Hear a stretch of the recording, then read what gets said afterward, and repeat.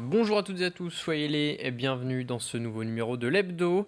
Et dans l'actualité cette semaine, les conclusions du Conseil de défense sanitaire. Le gouvernement maintient le pass sanitaire, pas d'allègement prévu donc pour le moment. En revanche, assouplissement en vue dans les écoles primaires, le masque pourrait ne plus être obligatoire à partir du 4 octobre dans les départements qui possèdent un taux d'incidence inférieur à 50 cas positifs pour 100 000 habitants. La Vendée fait partie de ces territoires concernés puisque le taux d'incidence se situe actuellement autour de 28 cas positifs pour 100 000 habitants. Également dans l'actualité, la session du conseil départemental ce vendredi, au cœur des discussions, la situation médicale en Vendée, jugée de plus en plus préoccupante. Une motion a été déposée concernant les services des urgences. Les hôpitaux vendéens manquent de médecins urgentistes. Les postes vacants à temps plein seraient au nombre de 40, dont 16 à La Roche-sur-Yon. Et conséquence, la prise en charge des patients a notamment dû être dégradée à Luçon et le service de Montaigu-Vendée a été fermé la nuit pendant quasiment un mois cet été. Le sujet devient intolérable. On ne peut pas constater ce différentiel de chiffres entre le nombre de praticiens urgentistes en Vendée comparé au Pays de la Loire et comparé au niveau national. Ce n'est même plus la moitié. C'est encore moins que ça. Donc non, pourquoi la Vendée aujourd'hui est punie? Pourquoi l'ARS ne s'occupe pas de nous? Pourquoi la faculté de médecine ne nous regarde pas, nous les Vendéens? Un département dynamique comme nous le connaissons, avec 700 000 Vendéens qui aujourd'hui sont en difficulté. On appuie sur le fait que ce n'est pas une compétence municipale ni une compétence départementale, puisque c'est une compétence de l'État, une compétence de l'ARS, et pourtant, nous avons un certain nombre de leviers, que ce soit sur le logement, où on peut rejoindre la compétence habitat des territoires. On a également sur une compétence de formation, où si on ramène la formation au plus près de notre territoire, eh bien les médecins et les jeunes internes vont prendre le goût de la qualité de vie vendéenne. Et donc ça, c'est un levier important. Toujours à propos de santé, la Ligue contre le cancer alerte à propos de la pénurie de médicaments anticancéreux. Une problématique qui n'est pas nouvelle, mais qui a été renforcée par la crise sanitaire. En France, 75% des patients ont déjà été confrontés au moins une fois à ce manque de médicaments. Quand on n'a pas le médicament de référence, évidemment, on se reporte sur un médicament qui n'est pas obligatoirement celui que l'on utiliserait en premier lieu. Et lorsqu'il y a un retard dans l'administration des traitements, évidemment, il y a un retard dans le traitement de la maladie et donc dans l'efficacité. Les choses s'étaient peut-être un peu améliorées dans les processus de fabrication, mais avec la crise du Covid telle qu'on l'a connue, évidemment, cette pénurie s'est accentuée et aggravée aujourd'hui au point que la situation devient catastrophique et c'est le message de la Ligue.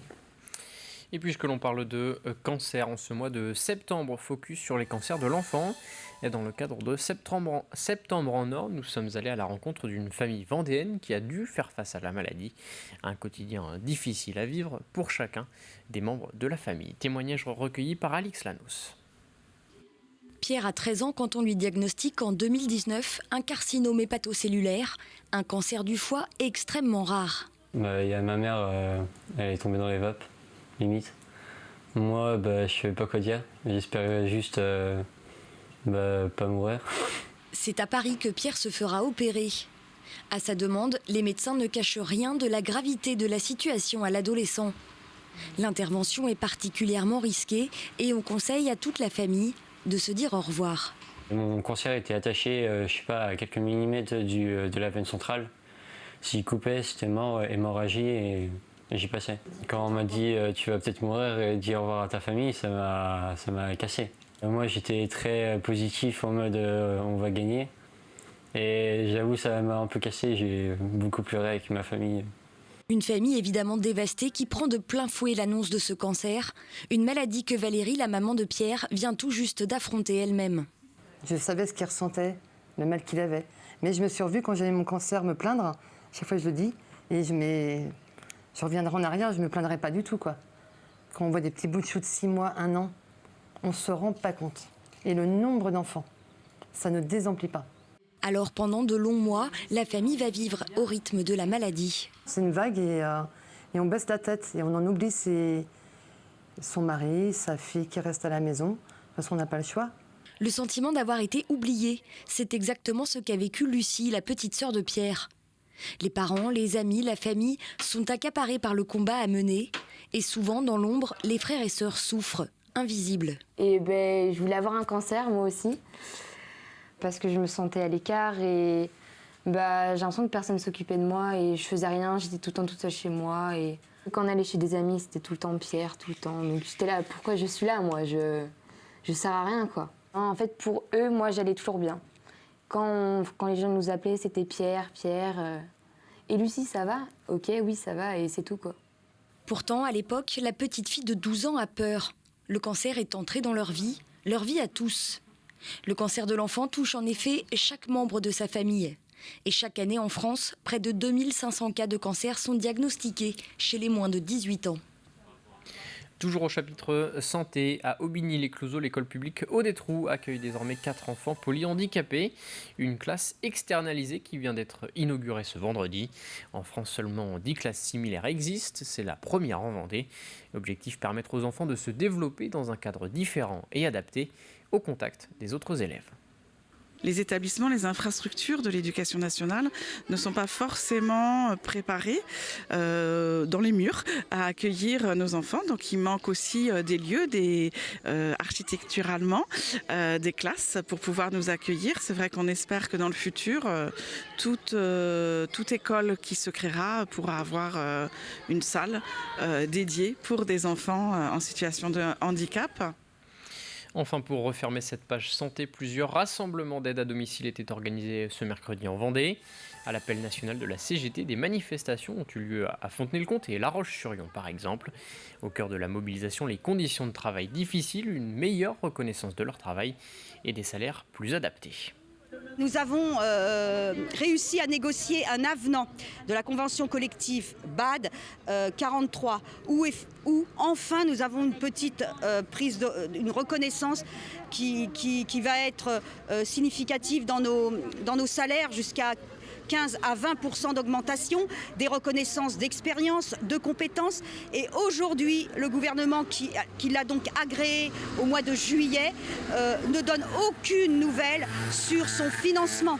Donc aujourd'hui, nous n'avons aucun financement pour appliquer cet avenant 43 qui doit être appliqué au 1er octobre. Parlons à présent d'économie. Dans ce journal cette semaine, Proxinov, le centre technique en robotique industrielle des Pays de la Loire, a tenu une journée dédiée au secteur de l'agroalimentaire. Objectif, conseiller et accompagner les entreprises souhaitant développer la robotisation de leurs unités de production. Après des mois d'une certaine incertitude liée à la crise sanitaire, l'innovation robotique semble redémarrer. Les précisions d'Alexandre Debray.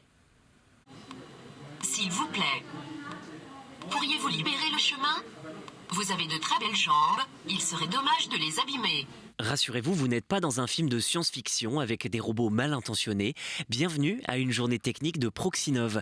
L'idée, faire se rencontrer les constructeurs et les clients en quête de solutions par robotique et assistance. Le secteur du jour, l'agroalimentaire, une aubaine pour ce visiteur. Dans nos métiers, il est de plus en plus difficile de trouver de la main-d'œuvre.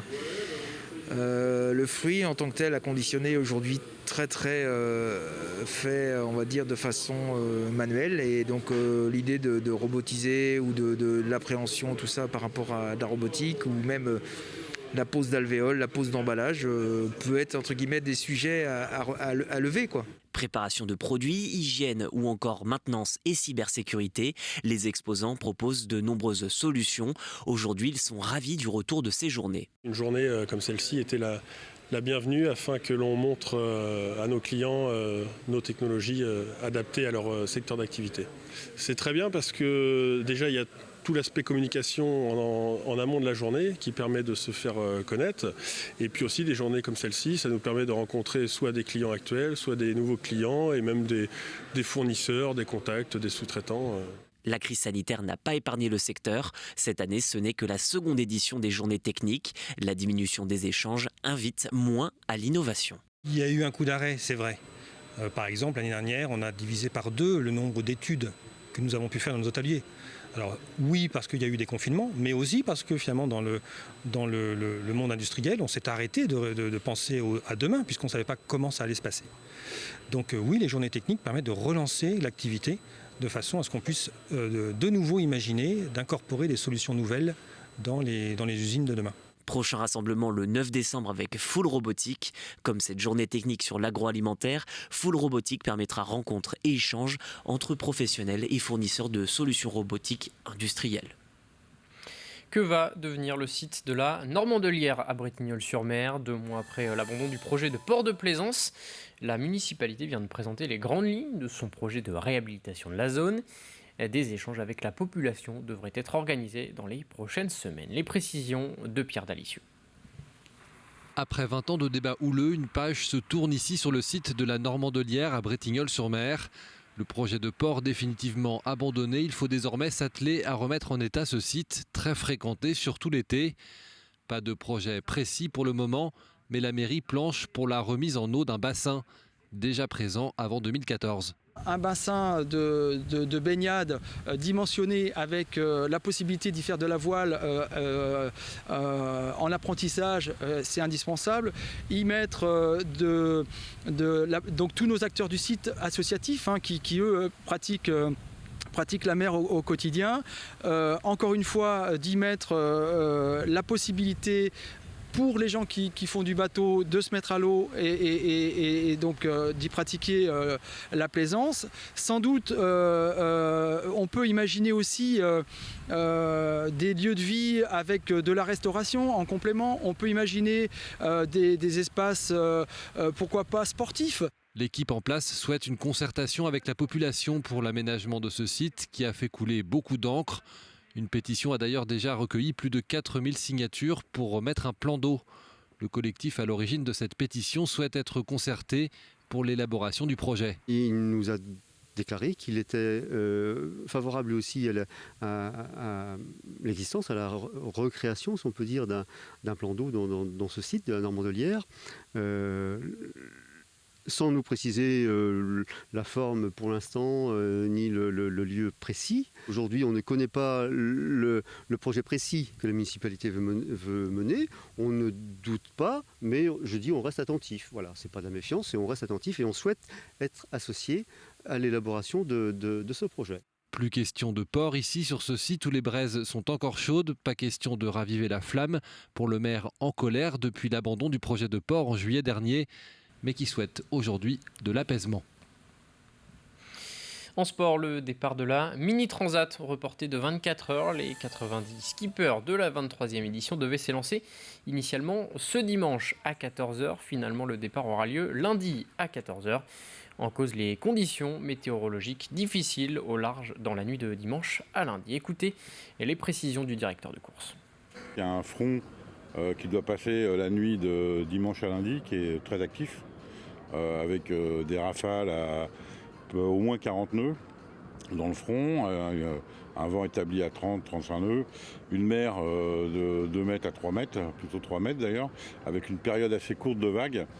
Et au moment du passage de front, il va y avoir une mer croisée qui est vraiment très compliquée. Et de mettre les coureurs dans ces conditions-là dès la première nuit, ça nous paraît pas raisonnable. Et puis toujours à propos de voile, alors que la Mini Transat a pris ses quartiers sur les pontons du Vendée Globe aux Sables d'Olonne, c'est une autre course de voile qui était présentée en début de semaine à l'hôtel du département à La Roche-sur-Yon. La Vendée Arctique, les Sables d'Olonne dans la catégorie IMOCA. C'est désormais la SEM Vendée, société organisatrice du Vendée Globe, qui s'occupera également de cette course. Au programme 3500 000 avec un parcours autour de l'Islande. Départ le 12 juin 2022 des Sables d'Olonne. C'est un parcours extrêmement sollicitant, extrêmement challengeant pour les skippers, parce qu'il s'agit d'aller le plus nord possible, le plus nord qu'une course à la voile n'a jamais été. Et donc je dirais qu'en fonction des conditions météo et des glaces et tout ça, l'objectif c'est de pouvoir aller couper le cercle polaire et de faire le tour de l'Islande. Cette course Vendée Arctique les Sables d'Olonne va être un événement majeur, en particulier dans la préparation du Vendée Globe. Donc on est raisonnablement entre 25 et 30 bateaux, nous paraît être le nombre de skippers qui seront au départ de cette course avec tous les grands noms du dernier Vendée Globe. C'est la fin de cet hebdo. Très bonne journée et très bon week-end sur TV Vendée.